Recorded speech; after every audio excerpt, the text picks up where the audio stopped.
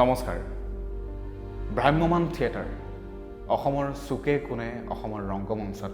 প্ৰত্যেকজন অসমীয়া মানুহে উপভোগ কৰা এটা বিশাল জাতীয় অনুষ্ঠান ভ্ৰাম্যমান থিয়েটাৰ অসমীয়াৰ আবেগ অসমীয়াৰ অহংকাৰ ভ্ৰাম্যমান থিয়েটাৰ স্বাগতম জনাইছোঁ ব্ৰেইন ইউটিউব চেনেললৈ আমাৰ পৰৱৰ্তী ভিডিঅ'সমূহ চাই থাকিবলৈ চেনেলটো ছাবস্ক্ৰাইব কৰক আৰু কাষতে থকা বেল আইকনটো প্ৰেছ কৰক 1921 চন ব্ৰজনাথ শৰ্মা ওলাই আহিল বাণিজ্যিক যাত্ৰা দল গঠন কৰিবলৈ নিজে পৰিচালক হৈ শিলাকালিকা অপেৰা পাৰ্টি গঠন কৰিলে উক্ত সময়ছোৱাতে আৰম্ভ হৈছিল ভাৰতৰ স্বাধীনতাৰ অসহযোগ আন্দোলন স্বাধীনতাৰ আন্দোলনে সাহিত্য সংস্কৃতিৰ কাৰ্যসূচী স্থবিৰ কৰিব পৰা নাছিল 1923 চনত নিজৰ গাঁও শিলা বৰপেটা পাটবাউসী সত্ৰ আদিত নাট মঞ্চস্থ কৰি শিলাকালিকা অপেৰা পাৰ্টি গুৱাহাটী অভিমুখে আগবাঢ়িল উজান বজাৰৰ ৰাজহুৱা পূজাস্থলীত সেইবাৰৰ পূজাৰ বতৰতে ৰাণা প্ৰতাপ আৰু বাজিৰাও নাটক দুখন মঞ্চস্থ হ'ল গুৱাহাটীৰ পৰা ঘূৰি আহি নলবাৰীৰ পূজাস্থলীত পুনৰ নাট্যাভিনয় আৰম্ভ হ'ল দৰ্শকে ভূয়সী প্ৰশংসা কৰিলে সেয়া অসমৰ ভ্ৰাম্যমান যাত্ৰা দলৰ আৰম্ভ 1924 চনৰ দুৰ্গা পূজাৰ সপ্তমীৰ দিনা ৰংগমঞ্চত জ্যোতিপ্ৰসাদৰ সুনীত কৰি মঞ্চস্থ হ'ল আৰু আৰম্ভ হ'ল অসমীয়া নাটকৰ অন্য এক অধ্যায়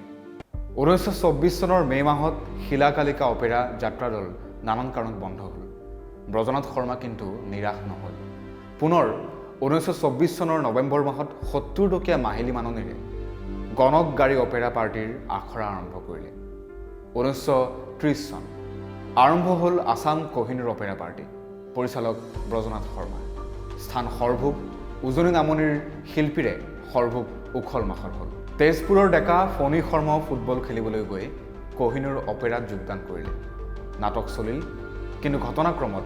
অনুভৱ কৰিলে নাৰী চৰিত্ৰত ছোৱালী নহ'লে দৰ্শকে গ্ৰহণ নকৰে কাৰণ সেই সময়ত কলিকতাৰ পৰা অহা যাত্ৰা পাৰ্টিত নাৰী চৰিত্ৰ নাৰীয়ে কৰিছিল কলিকতীয়া যাত্ৰাত দৰ্শকৰ ভিৰ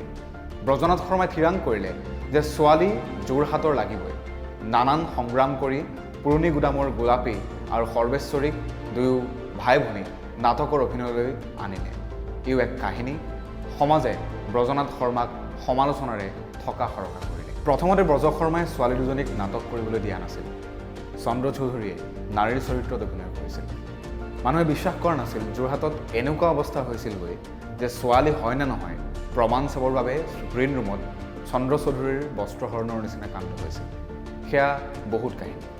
কিন্তু ব্ৰজনাথ শৰ্মাই সকলো অপযশ মূল পাতি লৈ মঞ্চত সহ অভিনয় আৰম্ভ কৰিলে ক'ৰবাত সহ অভিনয়ক সমাজৰ ভ্ৰষ্টাচাৰ আখ্যা দি নাটক বন্ধ কৰিলে ক্ষোভিত ৰাইজে টিকটৰ পইচাও ঘূৰাই দিবলগীয়া হ'ল 1931 চনৰ পৰা 1936 চনলৈ কোহিনুৰ ভ্ৰাম্যমান চলিল 1936 চনত 6000 টকা ধাৰৰ বোজা লৈ ব্ৰজনাথ শৰ্মাই কোহিনুৰ অপেৰা বন্ধ কৰিলে কোহিনুৰ অপেৰা বন্ধ হোৱা মূল কাৰণসমূহৰ ভিতৰত প্ৰথম ফণী শৰ্মাই কোহিনুৰ অপেৰা এৰি আহি নাহৰকটীয়াৰ ওচৰৰ জয়পুৰৰ ভদ্ৰকান্ত গগৈ প্ৰযোজিত আছাম আইডিয়েল থিয়েটাৰ পাৰ্টিত যোগদান কৰিলে লগত লৈ আহিল দুৰ্দান্ত অভিনেতা চন্দ্ৰ চৌধুৰী দ্বিতীয় বোলছবিৰ প্ৰচলন আৰু তৃতীয়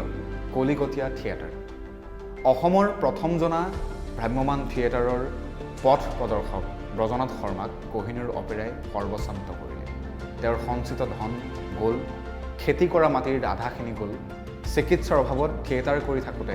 পুত্ৰৰ বিয়োগ ঘটিল সেইখিনি দীঘলীয়া কাহিনী কিন্তু সেই চিৰনবিশ্ব ব্যক্তিগৰাকীয়ে অসমৰ নাট্য সাধকসকলক এক নতুন পথৰ সন্ধান দিলে সেই পথেৰে পুনৰ বাট বুলি ফণী শৰ্মাই আনুমানিক 1936 চনত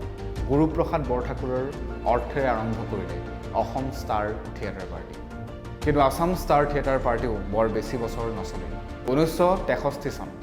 পাঠশালাৰ ভাতৃদ্বয় অচ্যুত লহকৰ আৰু সদা লহকৰে প্ৰযোজনা কৰা নটৰাজ অপেৰাক জ্যেষ্ঠ ভাতৃ অচ্যুত লহকৰে নতুন নামাকৰণ কৰিলে নটৰাজ থিয়েটাৰ যাত্ৰা পাৰ্টি অপেৰা ইত্যাদি ধৰণৰ ভ্ৰূণৰ পৰা অংকুৰিত হ'ল এটি নতুন নাম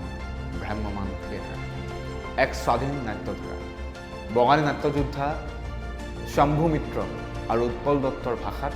অসমৰ ভ্ৰাম্যমান থিয়েটাৰৰ লেখীয়া নাটকৰ অনুষ্ঠান পৃথিৱীৰ ক'তোৱে নটৰাজ নাট্য পৰীক্ষা স্বৰাজ লাভৰ আগৰ বা পিছৰ ভালেমান অসমীয়া সাহিত্যসেৱী আৰু সংস্কৃতি পূজাৰীয়ে কলকাতাৰ সৈতে এক ধৰণৰ বৌদ্ধিক সম্পৰ্ক স্থাপন কৰিছিল। অচ্যুত লহকৰো কলকাতাৰ নাট্যযোদ্ধাসকলৰ সৈতে সম্পৰ্ক আছিল বেছ অন্তৰ্ভুক্ত। তেওঁৰ সততে তেতিয়াৰ কলিকতাৰ যাত্ৰা বা প্ৰচেনিয়াম মঞ্চত অনবৰতে হৈ থকা সম্পৰীক্ষাবোৰৰ খা খবৰ ৰাখিছিল আৰু ভ্ৰাম্যমাণ থিয়েটাৰক আধুনিক ৰূপদান কৰাৰ বাবে এলানি পৰীক্ষা নিৰীক্ষাৰ আশ্ৰয় লৈছিল। যোৱাটো শতিকাৰ ৮০ৰ দশকলৈকে ভ্ৰাম্যমাণ থিয়েটাৰত অসমীয়ালৈ অনুবাদ বা অভিযোজন কৰা বঙালী বাণিজ্যিক নাটকৰ প্ৰাধান্য অদমনীয় হৈ আছিল। কলকাতাৰ নাট্য কোম্পানীবিলাকৰ ব্যৱসায়িক ক্ষেত্ৰত সফল নাটকবোৰ সংগ্ৰহ কৰি এতিয়া বলিউডৰ বক্স অফিচ হিট নাটকবোৰ নকল কৰাৰ লেখীয়াকৈ অসমীয়ালৈ ৰূপান্তৰ কৰি ভ্ৰাম্যমাণৰ মঞ্চত উখল মাখল লগোৱাটো এক প্ৰকাৰৰ নিয়মত পৰিণত হৈছিল। আনকি ভ্ৰাম্যমাণৰ বহু নাট্যকাৰে বঙালী নাটকৰ কাহিনী চৰিত্ৰক মাৰি অসমীয়ালৈ অনুবাদ কৰা নাটক নিজৰ মৌলিক ৰচনা বুলি ভ্ৰাম্যমাণৰ মঞ্চত মিলি দিছিল। শ্ৰদ্ধেয় ধৰণী বৰ্মনে এবাৰ কৈছিল যে মৌলিক অসমীয়া নাটকতকৈ তেওঁ বহু বছৰ বঙালী অনুবাদ নাটকৰ ওপৰত ভৰসা কৰিছিল। নটৰাজ থিয়েটাৰৰ প্ৰযোজকে যুগান্তকাৰী নাটক সতী বেউলাৰ মঞ্চায়নৰ সময়ত থিয়েটাৰৰ মঞ্চত চিনেমাৰ দৃশ্য প্ৰদৰ্শন কৰাকে ধৰি চলন্ত মঞ্চ এৰেনা থিয়েটাৰৰ পৰীক্ষা কৰাৰ লগতে অসমৰ ভ্ৰাম্যমাণ থিয়েটাৰক সৰ্বভাৰতীয় স্বৰূপ প্ৰদান কৰাৰ বাবে হিন্দীভাষী অভিনেতা অভিনেত্ৰীক হিন্দী বলয়ৰ পৰা আনি পশ্চিমবংগ, বিহাৰ, উৰিষ্যা, উত্তৰ প্ৰদেশৰ মাটিত নাট মঞ্চস্থ কৰিছিল। এয়া নিঃসন্দেহে অচ্যুত লহকৰ ডাঙৰীয়াৰ এক দুঃসাহসিক কাম। একেদৰে সদা লহকৰে নটৰাজ শিল্পী নিকেতনৰ মঞ্চত ৰুচিসন্মত ভাল নাটক মেলি ৰাষ্ট্ৰীয় পুৰস্কাৰ পোৱাৰ যোগ্যতা অৰ্জন কৰিছিল। নটৰাজ থিয়েটাৰৰ সমসাময়িক সুৰদেৱী থিয়েটাৰে মঞ্চ নিৰ্মাণৰ ক্ষেত্ৰত আন এক পৰীক্ষাৰ ঘোষণা কৰে। ১৯৬৬ চনত ভ্ৰাম্যমাণ থিয়েটাৰত এই নাট্য দলটিয়ে ৩খন স্থিতিশীল মঞ্চত উন্নয়ন কৰে যদিও সৰ্বশেষত পাঠশালাৰ হেম তালুকদাৰৰ মঞ্চৰ পৰা থিয়েটাৰে প্ৰৱৰ্তন কৰা ২খন স্থিৰ মঞ্চৰ ৰীতিটো বৰ্তমানেও অব্যাহত আছে। আনহাতে ভ্ৰাম্যমাণ থিয়েটাৰত সংগীত বা সংগীত শব্দক্ৰিয়াৰ অৰ্থপূৰ্ণ ব্যৱহাৰৰ কথা ভাবি ১৯৬৬ চনত জন্ম লাভ কৰা হাজোৰ পূৰ্বজ্যোতি থিয়েটাৰে সংগীত পৰিচালনাৰ দায়িত্ব ডক্টৰ ভূপেন হাজৰিকাক অৰ্পণ কৰে। এই ঘটনাই পৰৱৰ্তী কালত সংগীতক ভ্ৰাম্যমাণ নাটকৰ এক বিশিষ্ট উপাদান ৰূপে উপলব্ধি কৰাত আন নাট্য দলবোৰক সহায় কৰিছিল। ১৯৭৪ চন